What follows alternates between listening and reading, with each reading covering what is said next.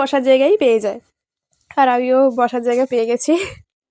কিছুক্ষণ পরে এই যে ট্রেনটা এখন ছাড়ছে, তারপর আমিও কিছুক্ষণ পরে চলে এসেছি জানালার ধারে বসতে। মানে একজন বসছিল, সে স্টেশনে নেমে যাওয়ার পরে তারপরে আমি এবার চলে এসেছি এই দিকটাতে বসতে।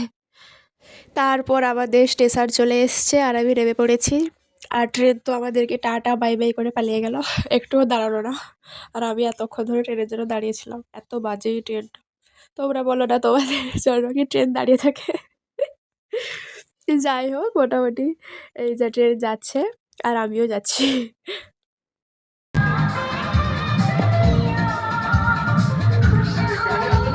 এখানে হচ্ছে কালী পুজো, ওই জন্য এত জোরে বক্স বাজছে। মানে এটাও অনেক দিন আগেকার ভিডিও, তো এটা গ্যালারিতে থেকে গেছিলো, আমার এডিট করা হয়নি, তো আজকে আমি ভয়েস দিয়ে এডিট করছি। আর আমার ঠান্ডা লেগে গেছে, মানে জ্বর হয়েছিল, দিয়ে ওই জন্য এরকম ভয়েস লাগছে।